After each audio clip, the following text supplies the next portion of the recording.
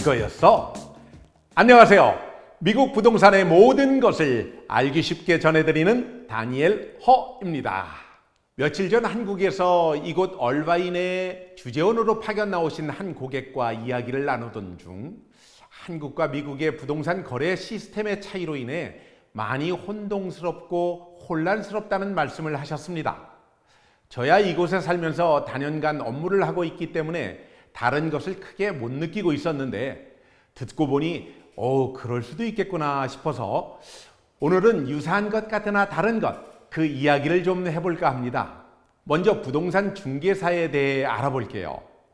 한국은 부동산 공인중개사 자격증을 취득한 사람이 본인의 이름을 걸고 사무실을 얻어 대개 단독으로 사업을 하게 되는데, 미국은 주정부에서 시행하는 라이센스를 취득한 에이전트라고 불리우는 사람들이 그 역할을 하게 됩니다. 그런데 이 에이전트들 역시 주정부 라이센스를 취득한 브로커에게 고용된 상태로 일을 하게 되어 있습니다.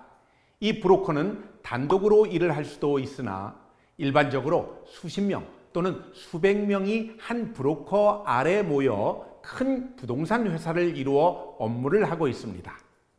한국은 한 곳의 중개 사무실에서 보통 한 분의 공인중개사가 판매자와 구매자와 함께 얼굴을 맞대고 앉아서 중개한다면, 미국은 판매자와 구매자의 에이전트를 각각 선임해야 하며 이들이 에스크로라고 하는 독립적인 회사를 통해 업무를 진행하기 때문에 셀러와 바이어가 상대방을 만날 일이 거의 없습니다.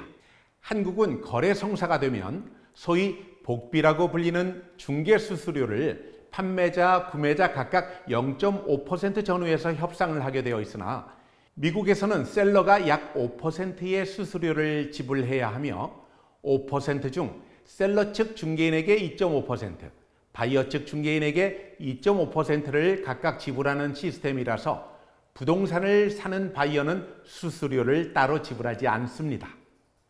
그러나 최근 수수료 지급에 대한 변화가 생기고 있고 아마 2024년 7월 중에는 변경된 규정으로 시행될 수도 있으므로 좀 더 구체적인 변경 내용이 확정되는 대로 여러분께 새로운 정보를 공유해 드리겠습니다. 자, 지금까지 말씀드린 내용들은 한국과 미국의 부동산 거래 시스템의 다른 점을 다루었고요. 그 나머지 사항들은 서로 유사하지만 용어의 차이로 다소 혼동스럽게 느끼는 게 아닌지 생각됩니다. 몇 가지를 보자면 우리나라의 등기부 등본과 같은 개념인데 미국에는 타이틀 리포트라고 부릅니다. 타이틀 리포트를 통해 부동산의 법적 소유자와 부동산 담보로 대출이 진행되었는지, 체납된 재산세가 없는지 등을 확인할 수 있습니다. 이를 확인한 바이어는 최종적인 가격 협상, 구매 시 특약 사항 등을 브로커를 통해 조율을 하는데, 조율이 성사되지 않으면 판매자는 에스크로 진행을 파기하고 새로운 구매자와 계약을 진행할 수 있으므로 에이전트와 브로커의 역할이 아주 중요합니다.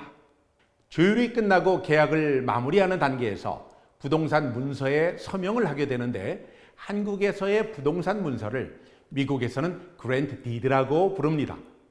구매자와 판매자가 그랜트 디드에 서명하게 되면 이를 한국의 등기소격인 리코딩 오피스에 등록하면서 소유권 이전이 마무리되게 됩니다. 자, 어떠셨나요? 이제 혼동스러웠던 미국과 한국의 부동산 시스템 차이가 좀 정리가 되셨나요? 이 컨텐츠가 유익하셨다면 이 영상을 주위에 많은 분들께 공유해 주시면 대단히 감사하겠습니다. 지금까지 그거였어. 미국 부동산을 알기 쉽게 전해드리는 다니엘 허였습니다. 감사 넘치는 하루 되십시오.